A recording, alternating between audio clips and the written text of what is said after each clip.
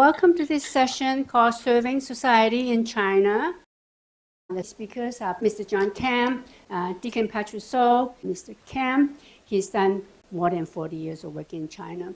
And his most known work was his work in helping prisoners in China, and with special attention to the clergy, the Catholic clergy, and I won't go down the list. So he's done phenomenal work, got many awards for his work in this area. The second speaker is Deacon Pastoral. He's deacon in 2 New York City churches and has a foundation as well, Christian Service Community North American Charity Corps.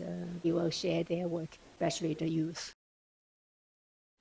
Now today I'm going to talk about the work of the Juvenile Foundation. And I brought some materials. Here I have some materials, and I also have a handout, in addition to this handout, which tells the story of 2 good priests, Father Li Fangchun and Giancarlo Politi, and also the story of the Jesus family.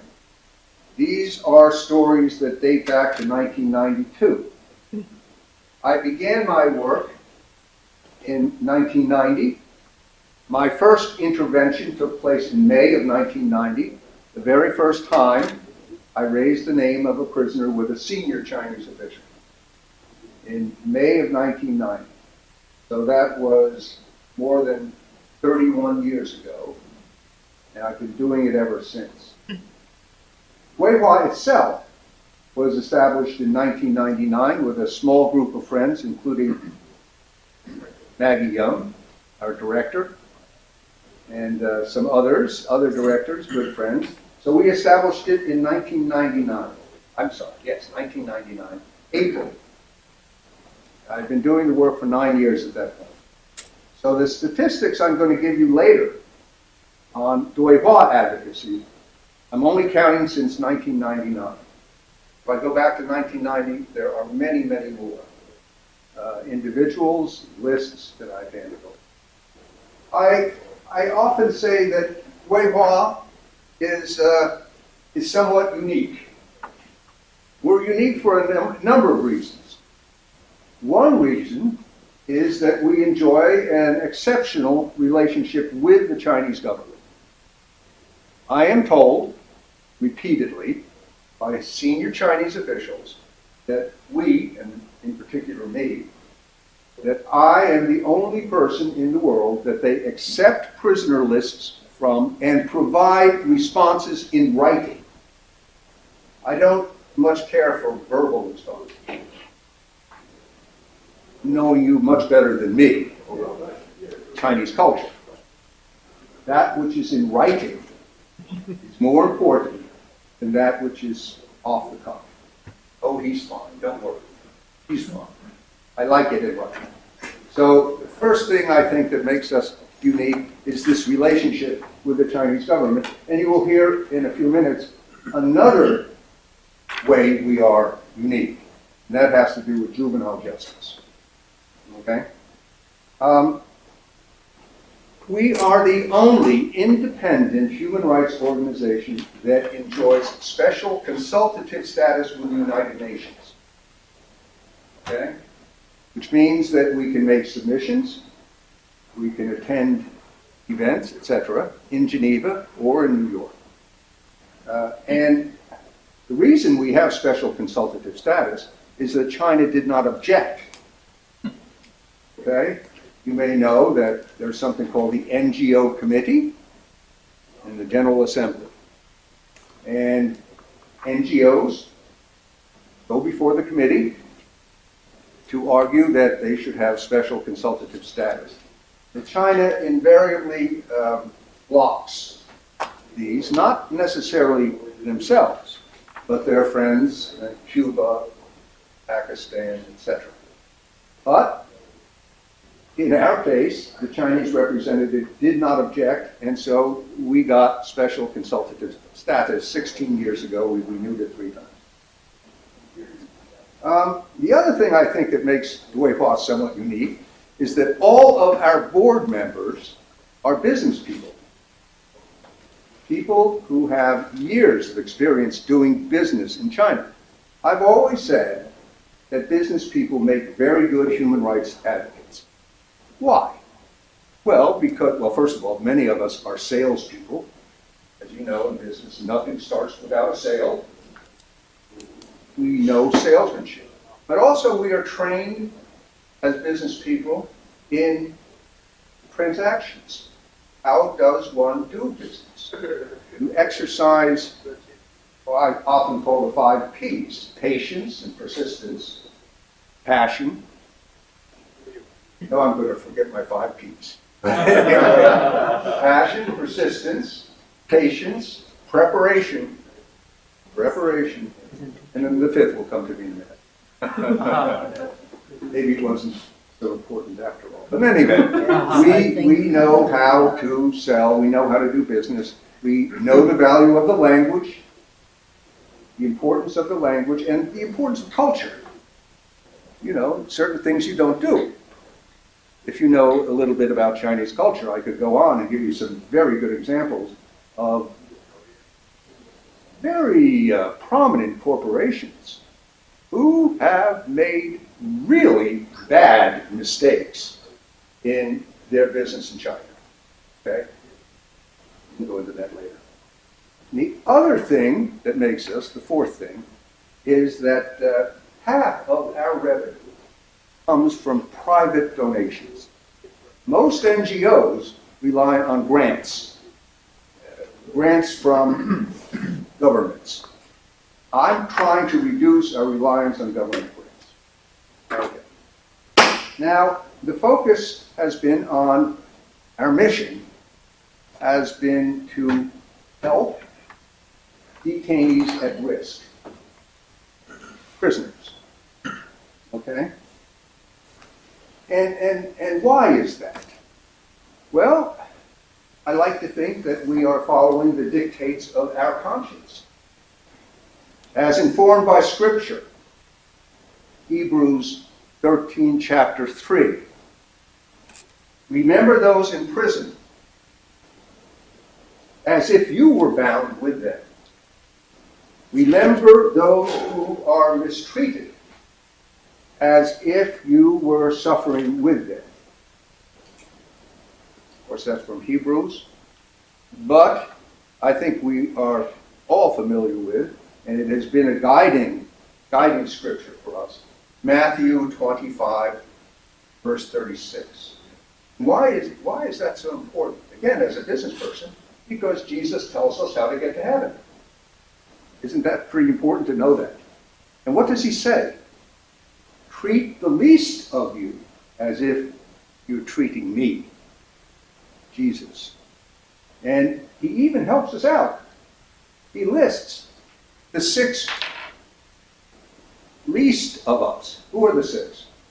The hungry, the thirsty, the naked, those who are strangers. The 6th one, the least of the least, are prisoners. I was in prison and you ministered to me. So we are following Scripture and we are following the dictates of our conscience. Now, who are the 4 groups that we work for? Those convicted of political offenses, and I include in that religious offenses. And you can see here the number of lists we've handed over, etc., on political and religious prisoners. And I have several outstanding inquiries at the moment. The second group are juvenile offenders. We have enjoyed an exceptional relationship with the Supreme People's Court of China. We have conducted 5 expert exchanges with the Supreme People's Court on juvenile justice reform in 2008, 10, 12, 14, and 15. Now, when I think of, if we can be so immodest to say we've had a positive impact on Chinese society, well, I do think that saving the faithful is good for society. But I will also say that the work we have done on juvenile justice contributed to the revision of the criminal procedure law that took effect in January 2013, after we had done 3 of these exchanges with the Supreme People's Court. Okay? And in those exchanges, we introduced, and again, we're not the only people who have introduced this, but we introduced the notion of diversion, which is postponed prosecution. We introduced the concept of sealing of records, which is very important for young people if they get in trouble, that their record of arrest can be expunged. Well, the number of juveniles in prison since the criminal procedure law, with those reforms, has been halved, down by 50%, which is, I think, good for society. I don't think locking young people up is good for society. Now, there's one special group of juveniles that we've done some work on, and I want to say a little bit about this. Girls. Girls in conflict with the law. So, originally this was going to be an in-person event with speakers from different countries here in San Francisco, but because of COVID, we transitioned to a virtual series of webinars, 12 webinars. The last one was on March 31st, and it was with the Chinese Supreme Court, a 2-hour presentation from the Chinese Supreme Court on our webinar, and it's a very good audience. So we have been working on this very special area of girls in conflict with the law. What we did was the first ever international symposium looking at this particular issue. We had 18 countries, experts from 18 different countries, from North America, Africa, and I invite you to look at the webinars. There, you can access them on our website. Africa, North Africa, Middle East, Europe, and Asia. We brought them all together to address these issues of girls in conflict with you. Well, the other 2 areas are women in prison. We introduced the Bangkok Rules at an international symposium. The Bangkok Rules are the minimum standards for the treatment of women prisoners. It's 10 years old. And finally, we have tried to help those facing the death penalty. And again, that's a very Catholic thing. Not everyone, although all of you know for sure, that capital punishment is a sin. It's a very serious sin. You cannot take the life of another human being. Only God has that right. You don't. And we have tried to help. We've tried to help those who are facing the death penalty. We have helped a few people spared the executioners. Now, you have the handout. I'm not going to go over all this. You can see that, for instance, since Juvenile was established, we have handed over nearly 430 lists to the Chinese government. And there were like 2,000 names on those lists, 1,000 which are unique. We've gotten information on many.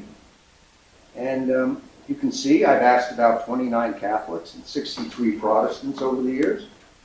And we've gotten information on 17 Catholics and 45 Protestants. Now, I do want to stress one thing here, because I actually do think that we now have 6 Catholics in our active registry. An active registry are those who are, as the name implies, actively being persecuted. 6 in the active registry. If you look at this handout, it tells the story of Father Polity, Father Lee, and the Jesus. If you look at that, you'll find that when I started working on Catholics in the early 1990s, there were 100 to 200 Catholics under coercive measures, which is the technical term, in detention, in prison, more than 200. Now there are 6. So I think there's some progress there. Certainly no one should be in prison for what they've done, but that's the way it is. Now, I would just say, to finish up, I mean, who are these Catholics and Protestants that we're focused on?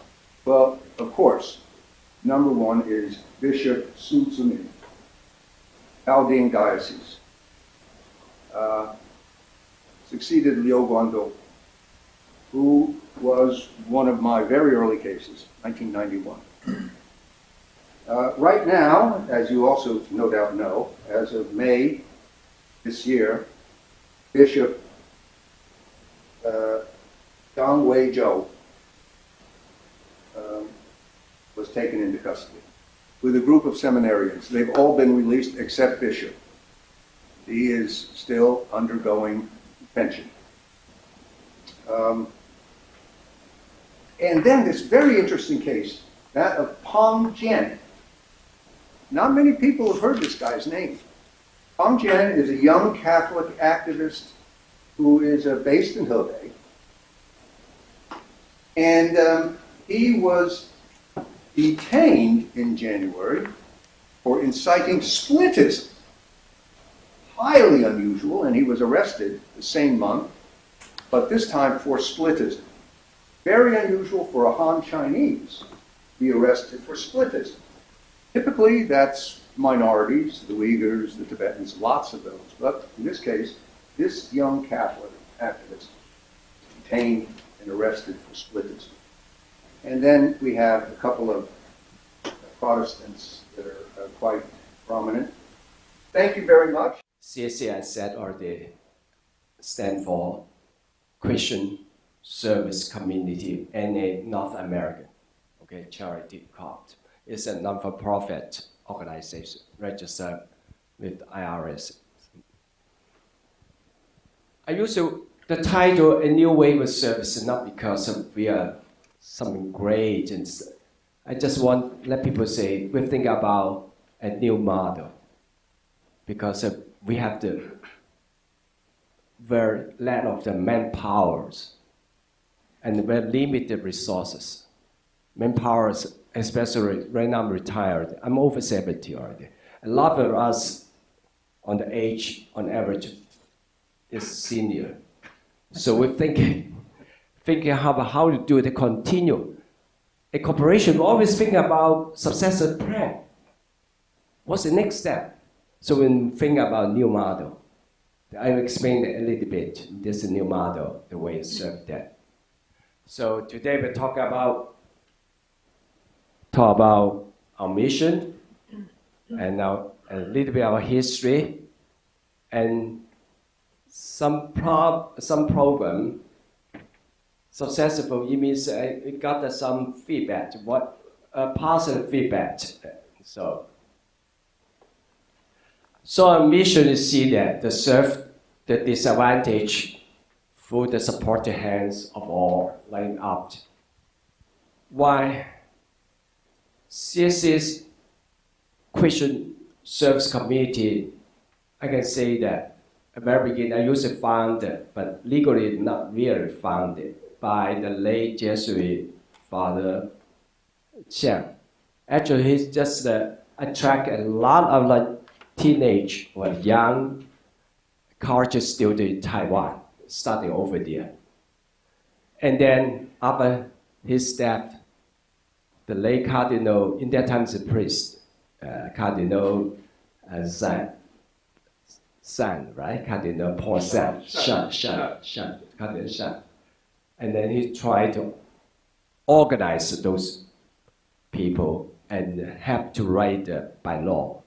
So, personally, I consider Cardinal Paul San is the founder. Although at the very beginning, more charismatic is Father Zen, Father Chen, over there. So the name CSC is given by the Cardinal. He said, after Vatican II, the church not enough clergy. So we need more people came out as lay people.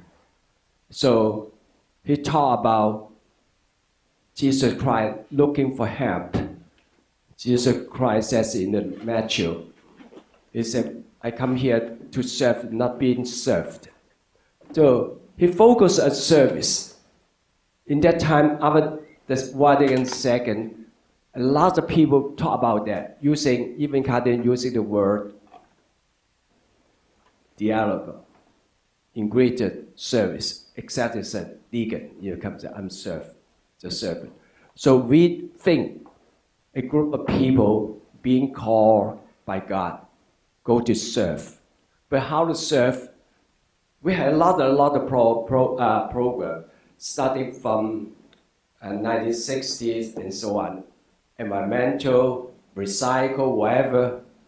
But sometimes, in that time, Taiwan, 1960, 1970, we talk about recycle. We don't throw away and save it. That's a new concept in that time.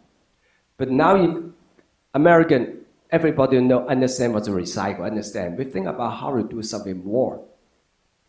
Okay. At the very beginning, probably, we try to use a concept to apply for that and try to help the other people. We focus on those poor and disadvantaged and marginal, as well as students, no matter in China or in North America. North America, I focus on Chinatown. I will talk about that. That's one too. So we focus on that's become CSC NACC, the mission. So at the very beginning, some of the members from North American and started 1999 using actually her money, probably given by her father, starting a scholarship we call Dandelion Charity Scholars.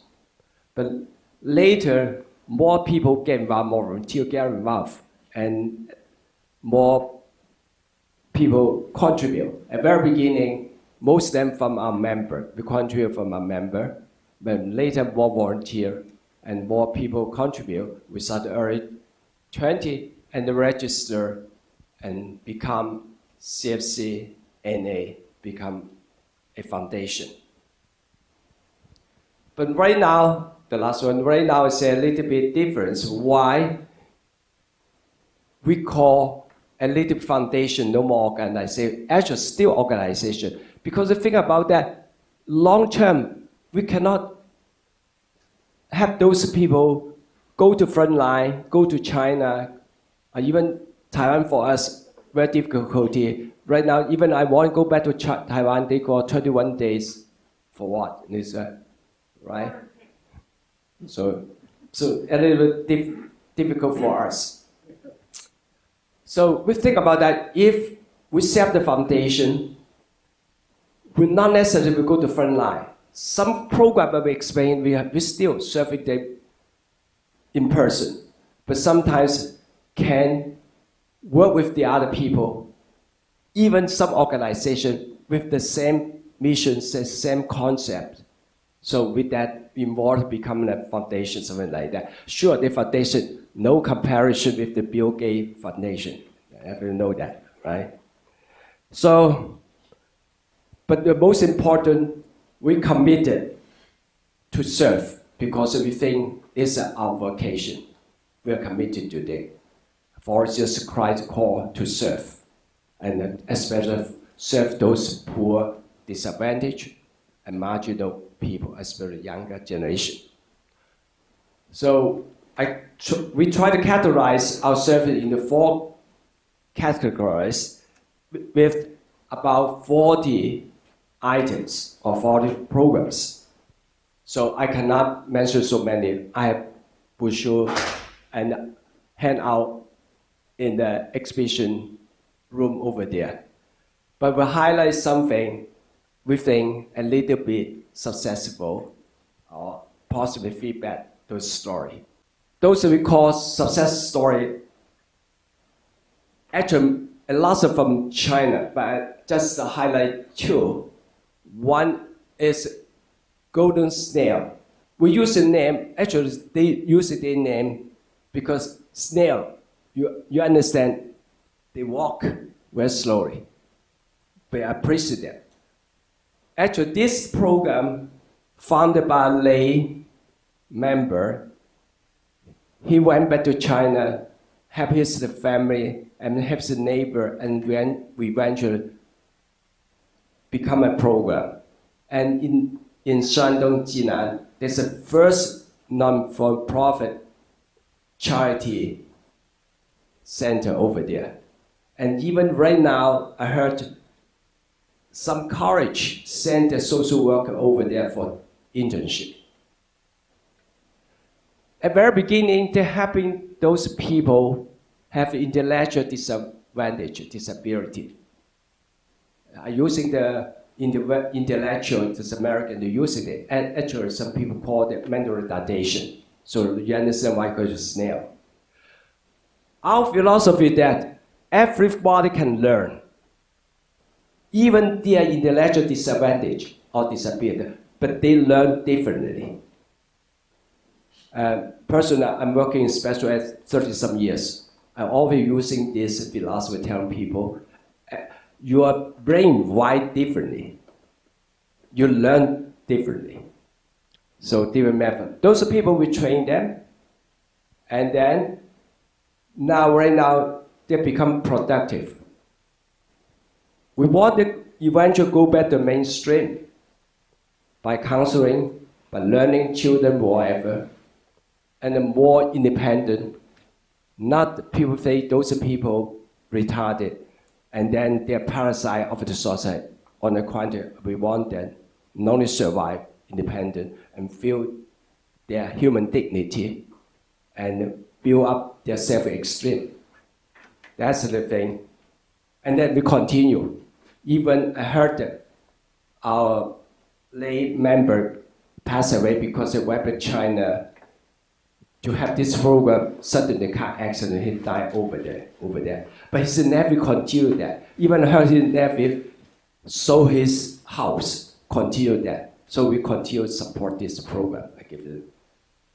Another, I said that this is New York. I come from New York, so just to let you know that. The issue, you understand that is because the not enough the resources. Those students also living in New York, I give a little bit background with that. They live in city, in Chinatown.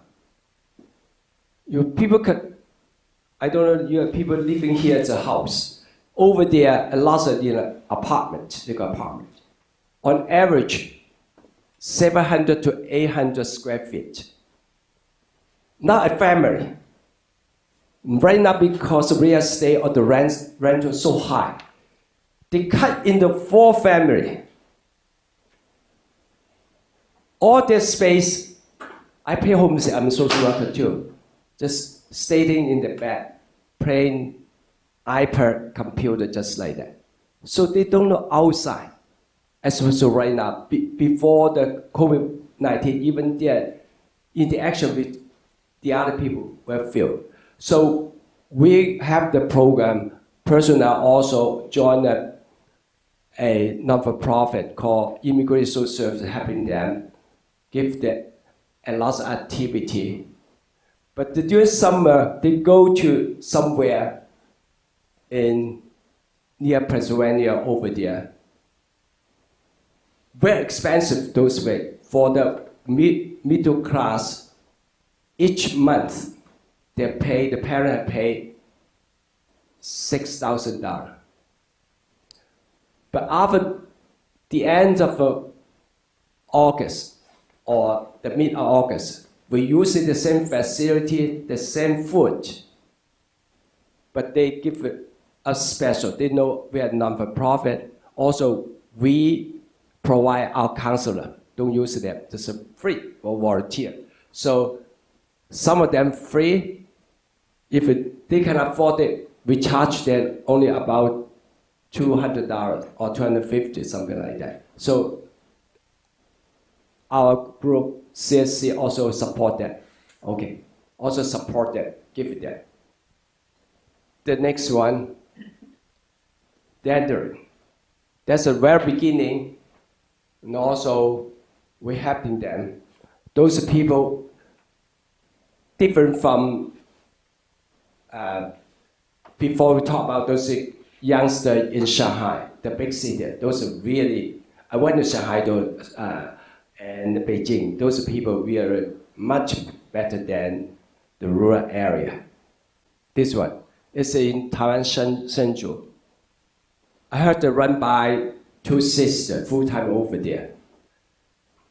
They helping the youngster over there. They are at risk. At risk, I mean, they maybe have the drug problem, and some even teenage pregnancy, some juvenile delinquency, something like that. So something in the detention center, some people even need a lot help, so they give them. But it seems that Taiwan still not that kind of a halfway home. So they create that. So those sisters doing something like that, we are not agree with that. We support them. Just to talk about this, there's a very beginning, we're using this as scholarship. Talk about this one. We have a lot of feedback. We receive a lot of letter from them. I just summarize or give the free story because too many are whole. The younger, they cannot write. Those the kids seeing that, but this they can wrote to us. A ninth grade student, he said that, now I can dream. Why? Before, they really living in a poor family, and sometimes they don't know how to continue because they cannot pay tuition.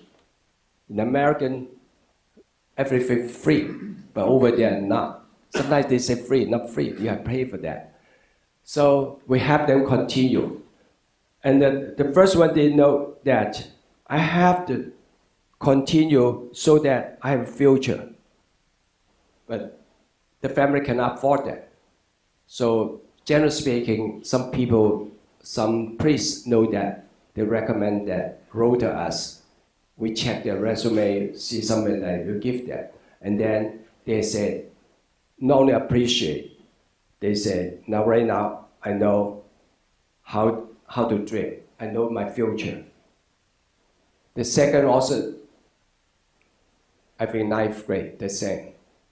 But this one I call her, you said, the first one a boy, the second one said should be a girl.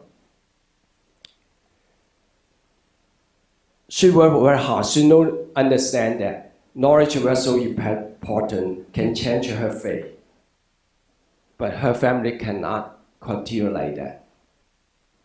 Also because some people, usually either the nun or the priest recommend that continue. She said, right now, I can focus on my study. But the most important that, he said, I see the dandelion grant, I feel the laugh of a dandelion. She saw something more than the money. She says a laugh over there. So she said, one day when I graduate, find a job, I will continue this kind of job. They spread the laugh to the other people, not only just money. Okay, the last one is a college student. He wrote a very long letter. He said, when I was 1 year old, I have an older sister, only 3. My parents had left from Gansu to Xinjiang. After 10 years, they have a family union. But unfortunately, the father coming back, losing his job. So he He was desperate, but somebody referred to Dandelion so that he can continue.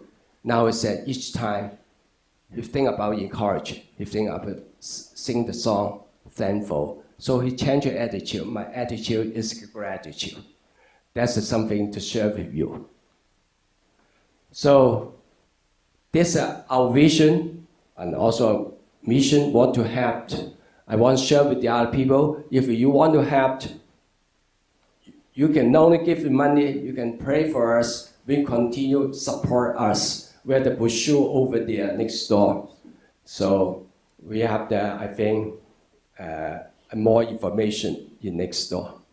Thank you. If I may, I have a question for Mr. Kim. It seems the work that you do involves a lot of legal work as well.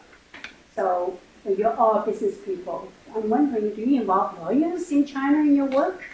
Do you involve any lawyers at all? Or is it just all done with the goodwill of your efforts, and then you bypass the legal aspect?